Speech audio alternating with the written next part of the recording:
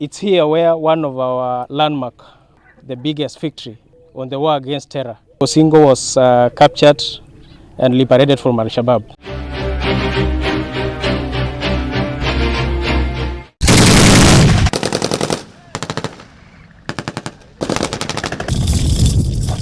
One of the biggest victories against Al-Shabaab militants by the Kenya Defense Forces in Somalia was recorded in April 2012 in Hosingo, a town in the southeastern Lower Juba region of Somalia.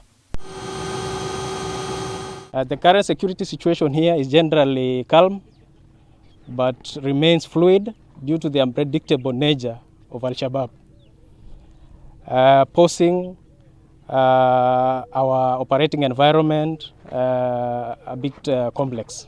Over 1,000 Shabaab militants had planned to overrun the KDF base in a deadly battle that lasted for about 11 hours. It appeared a daunting mission for the Kenyan troops as the enemies kept invading in shifts. But after the half-a-day fire exchange, KDF defeated Al-Shabaab, killing at least 400 hostiles. Almost a decade later, Hosingo is slowly coming back to life, but the scars will remain forever. A sizable population has returned to Hosingo, an area widely known for livestock keeping because of its vast grazing fields. Children around here have returned to learning. KDF troops and AMISOM have constructed 3 classrooms at Hosingo Primary School and provided desks, chairs and learning materials. Mambo mingi imekuwa imebadilika. Wanarudishia shukrani sana kwa AMISOM, KDF na Jubilant kwa wote kwa kufanya Hosingo mali ya amani. To get a political perspective on Somalia's situation and whether Somalia needs peace enforcers to extend their stay, we take a trip to Jubilant headquarters Kismayo, 245 kilometers from Doble. We will meet President of Jubilant State of Somalia, Mr. Mohamed Madobe, to get his views. If there are some security threats coming, that's not for damage or that's not problem for the Somalis, but it will be cost for the entire region. Either say in East Africa, say in Horn of Africa. We have common enemy. I say thanks some of my friends because we know we start earlier together. He, however, registers fear of a KDF and other AMISOM troops exiting Somalia. The Kenya's strategic interest in Somalia has purely been peaceful Somalia and its neighbors. Said Mohammed Abdullah Hassan International Airport. It has made air transportation of both people and cargo possible, propelling trade in the region. Down at the coast is Kismayo Seaport. Somalia has the longest coastline in Africa that harbors this Kismayo Seaport that has grown to become the main source of income for the Jubilant State of Somalia. Recapturing Kismayo Seaport from the control of Al-Shabaab militia was another victory recorded by peace enforcers here in Somalia. It has since been put under the management of Jubilant State. Many sea riders and fishermen have ended in the hands of Al-Shabaab militants in this ocean.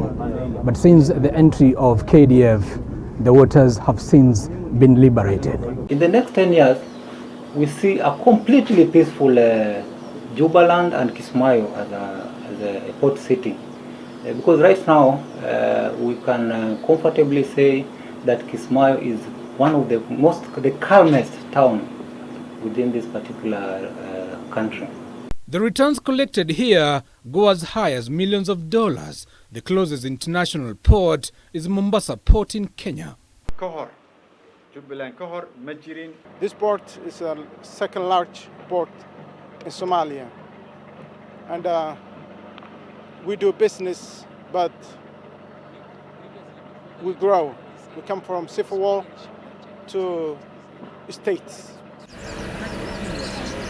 When the sun sets, soldiers will gather at this green garden, designed and done by themselves.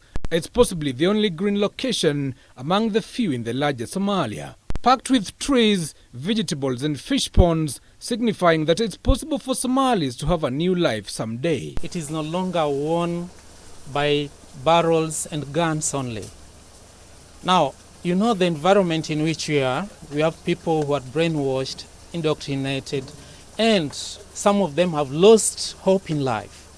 Whenever we offer them alternative means of survival, we create another avenue for them to earn a living. They'll have it in their mind that it is not only terrorism that they can live by, but they can come back home, engage in such kind of activities, and make a better living and succeed. As soldiers unwind their thoughts here, questions linger on their minds as to whether the mission of enforcing and maintaining peace in Somalia will ever be realized. I make sure that all the soldiers within my area of responsibility are spiritually nourished. This helps them in improving their reliance on God. Also, it improves their confidence and belief in themselves, which is very important also in fighting. The chaplaincy, the psychological team, we are able to sit, and now we try to heal the wound that is hidden inside, that is not being seen. Giverson Minor, K24 in Somalia.